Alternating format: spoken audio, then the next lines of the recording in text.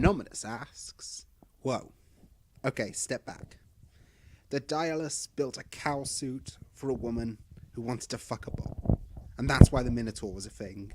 I did not know this. Teashoesandhair replies, I honestly think that I'd be doing you a great disservice if I didn't tell you about the time Daedalus enabled rampant bestiality, so allow me to clear this gap in your knowledge. Anyone who doesn't want to read a poorly retold myth about a man who built a cow suit so realistic that it totally fooled a magic bull into laying down some absolutely quality homo bovine dick and siring a Minotaur should probably just press X on the little corner screen right now. Honestly, if that hypnosis doesn't do it for you, you should probably just quit Greek mythology altogether. So, Minos is this guy who manages to achieve the dual feat of both being the king of Crete and an incorrigible asshole. Also, the first achievement is a really tedious one because Minos has like 1 billion brothers and he's basically Malcolm in the Middle, and all of his brothers are better looking than him, they have way better abs, and it's really awkward every year at Christmas because they're all, could you pass the stuffing, Minos? Also, you're totally stuffed because I'm going to be the king one day. Suck it right on. And so Minos starts to get really worried that he's going to lose the throne to one of his more lustrous locked brothers, and he'll be stuck with just the one achievement of being an incorrigible asshole. And so he has a little brood and he comes up with a plan. One day he goes up to Poseidon, god of the sea and all things wet, or at least that's what he tells the girls at Olympus nightclubs. And he's like, hey Poseidon, could you do me a solid? And Poseidon's like, no bro, but I can do your liquid. And they have a manly little giggle, and Minos says, no, but really, I need a favour. And Poseidon's like, well, you gave me a golden opportunity to mock the states of matter. I'm 100% up for doing you any favour you want. And Minos says, well, you know how I have loads of brothers? And Poseidon is like, you mean the better looking ones? And Minos pouts and says, looks aren't everything. But yes, those ones. And Poseidon is like, go on. And Minos says, I need them to stop trying to steal the throne because it's getting really annoying and I can't sleep at night and it's driving my hot wife insane. Could you maybe show that you just totally support me being king of Crete? That way they'll definitely stop being dicks at Christmas. And Poseidon just nods and says, I have a great idea for how I can do this. And Minos is like, oh, wow. Are you going to send down an army of mer people and slaughter all my brothers in a righteous, watery battle? And Father's like, nah. And Minos is like, are you going to conjure up a giant tidal wave and make it destroy all my brothers' homes and leave my palace totally intact? Poseidon's like, nah. And Minos says, well, you're going to turn all my brothers into mermen? And Poseidon's like, look, I'm going to send you a bull. And Minos just kind of blinks and says, bull? And Poseidon nods and grins and says, yeah, a bull. And Minos says, that's bull. And Poseidon points behind him and says, no, that's a bull. And then he brings out this fucking phenomenal bull. Like, this bull puts all other bulls to shame. It's glowing white and it's big as 2 ordinary bulls and probably twice as virile. It's basically overcompensation in taurine form. Anyway, this bull is so bitchin' that immediately all of Minos' brothers are like, whoa, nope, you can keep that throne. We do not want Poseidon to sick his sick bull on us. And basically Minos lives happily ever after with his incredible bull. Until eventually Poseidon shows up at his palace and says, hey Minos, you know that really awesome bull I left you with a while back? And Minos is like, what bull? And Poseidon is like, the magical snow white bull which gleams like the Cretan sun and limestone and Apollo's cheekbones. And Minos is like, oh, that bull. And Poseidon is like, yes, that bull. Now, where is it? Because I'm having a bull party next week and I really want it back. And Minos says, well, here's the thing. And it's kind of a funny story, really, and I'm sure we'll all laugh about it later. Maybe we could even laugh about it right now. But Anyway, all jokes aside, I'm keeping the bull. Poseidon is a little like, fuck you are keeping that bull. It's my best bull. This is bullshit. And Minos is like, that's one of the hazards of keeping a bull. Maybe you're just not cut out for it.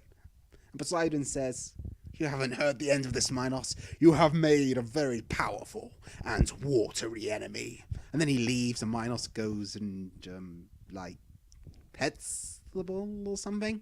I don't know what you do with bulls. So Poseidon goes back to his squoggy lair and formulates a plan. And he eventually comes up with something straight out of Quentin Tarantino's brie-induced nightmares. He goes and finds Aphrodite, the goddess of love and afternoon delight, and says, hey Aphrodite, first of all, you look delectable. And secondly, I need you to go help me make a woman bang a bull. And Aphrodite is like, I honestly hate this job sometimes. But you're right, I do look delectable. Tell me more. And Poseidon's like, I had this really sweet bull, and I lent it to Minos, so he'd think I liked him, and now he won't give it back, and I need you to make his wife fall in love with the bull. It is a foolproof vengeance plan. And Aphrodite says, you are a god. And Poseidon says, yep. And Aphrodite says, why can't you just, take back the bull with your divine power? And Poseidon's like, look, are you going to help me make this woman fall in love with the bull or not? And Aphrodite's, fuck yeah! That sounds hilarious! Consider it done. And I want front row seats. And Poseidon's like, you are my favourite niece and occasional lover. I owe you one. Meanwhile, back at the palace of Crete, where Minos' wife, Paesphre, I'm probably pronouncing that wrong, is lounging about on a contemporary equivalent to a chase lounge, when she suddenly gets an unmistakable urge to do the do with the bull. But not just any bull. Her loins quiver for only the bull in her husband's barnyard. And instead of doing what most people would do when they realise they have an insatiable urge to make tender love to a bull, and immediately committing themselves to months and months of therapy, she thinks, I know what I have to do. And she picks up whatever the equivalent of a phone was and calls Daedalus, inventor and architect extraordinaire. Trademark.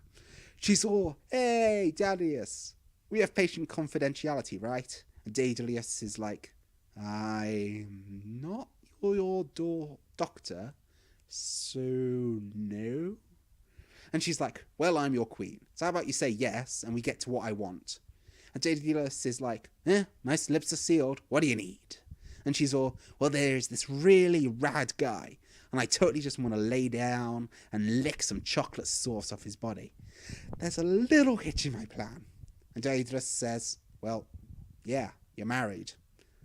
And Paesphre is like, well, yeah, and also he's a bull. And Daedalus is like, do you mean he's well hung? Or and Thesphi is like, look man, you gotta help me on this. I need some sweet, sweet bullocking, and only you can help me. And Daedalus is like, I'll do what I can. I hope you have a damn good shower at your palace, because I may need to use it for 6 weeks afterwards. And she's like, done. Now get over here and get me some. So Daedalus turns up and helps her, and in the blink of an eye, he's built her this monstrous wooden cow suit. Now, the myth is not exactly clear on the mechanics of this bovine sex toy, but it's established that she gets into the cow suit and goes to find her bollock Bayou, and they make sweet, sweet cattle love all day and all night. I do not know how she maneuvers herself around in this furry abomination. Frankly, I do not want to know. But whatever she does, it's 100% successful, because 9 months later she gives birth to another furry abomination. The good news, he's a healthy, bouncing baby boy. The bad news is he's half baby, half bull, and has this really annoying habit where most newborns don't, and he eats people. Which means Minos is the definition of not impressed with his new stepson. So he does what any sane human would do in this situation and calls in Daedalus. And Aeolus is like, I'm in the shower, what do you want? And Minos is like, look, my wife has committed a slight indiscretion. I need you to take care of the result. And Aeolus is like, yeah, she fucked a bull and had a grotesque hybrid, didn't she? And Minos just stares at him and says, how did you know? And Aeolus says, look, it's just a stab in the dark, mate. No hand in this at all. Literally not. No, if you could let me wash my hands a minute, I'll be right back. And Minos is like, just build something to trap the devil spawn, because it started to eat my servants. I never wanted a stepson. It's one more claim to the throne, isn't it? And Aeolus is like, dude, give me a week and it'll be done. And so Daedalus constructs this impenetrable labyrinth, and it's so impenetrable. Daedalus nearly gets lost on the way out, and they lob the Minotaur right into the middle of it, and that is that. Except the Minotaur starts demanding the sacrifice of 7 young men every year. And they're tossed into the labyrinth and forced to play a fatal game of cat and mouse with the grotesque, superpowered man-bull creature that will ultimately devour them, flesh from bone, at the heart of a labyrinth that only he can navigate. But that's a story for another myth. Or The Maze, starring Dylan O'Brien, out in a multiplex near you. A few points to sum up this little story of ours. 1. The bull in this myth is the Cretan bull, and he's kind of an asshole, truth to be told. As much as bulls can be assholes anyway. As punishment for refusing to give back the bull, Poseidon decided to make the bull really angry. Like, phenomenally angry. He ends up wandering around Crete and basically dicking everyone off, eating all the crops, and being unnecessarily aggressive, goring people left, right and centre. As part of his tasks, Hercules is sent to capture the bull, which he does, because he's goddamn Hercules, and he attempts to sacrifice it to Hera, who declines the sacrifice, because she's a sore loser. And then he sets the bull free to eat some more crops and dick some more people off, until it's eventually finished off by Phirces, the same dude who finished off the Minotaur, you know, the bull's son. Basically, Phirces slaughters 2 generations. Dick move, Phirces. 2. The most commonly cited retelling of this myth is the Ovid version, included in the Metamorphoses. It's pretty interesting to note that in this retelling, Ovid describes the Minotaur as half man and half bull, but didn't really expand on which half corresponded to which species. The most common classical representation of the Minotaur portrayed him as having the torso of a man and the head and lower half of a bull, you know, like this. However, after a couple centuries of this being the most popular portrayal, a bunch of academics were like, fuck this, and decided to revise it, giving him the head and torso of a man, because why the fuck not? This tradition died out pretty quickly, but it did last through the Renaissance, meaning that we got this fucking hilarious picture of it. Oh my god, face for it. They've been fighting there for like hours. I know, like, I'd help, but there's no way in Hades I'd be able to find my way out again, you know? Totally. Hey, is it true you fucked a bull? You know, there are some schools of thought which believe the myth of Zeus and Europa is a variation / later retelling of the myth. But, you know, in Macedonian Greece, the time period in which the Iliad is set, Poseidon has greater importance as a god, but his importance declined over time to give way to Zeus's larger role in the Pantheon, as Greece moved to classical and Hellenistic periods. There are significant differences, though, in the seduction / rape of Europa. Zeus transforms himself into a bull, where in the myth of the Cretan bull, Poseidon merely sends a bull down as tribute, and does not take the form himself. Also, there are no scientifically improbable cow sex suits in the myth of Zeus and Europa. So personally, I elect to think that it's totally separate, and the Greek gods just had a really real kink for homo-bovine relations. Saucy. 5. This is mentioned a lot, so here's a disclaimer. I have to use the genealogy of the gods as described by Homer's Iliad, in which Aphrodite is the daughter of Zeus and Dione, which makes her Poseidon's niece. In the canon used through the source material for the misretelling, Metamorphoses originated in Hesiod's theology. She was born when Kronos castrated Uranus and threw his testicles into the sea. This story is the more commonly told one, but it's not necessarily the correct version, as mythology by definition doesn't really stick to one set of canon.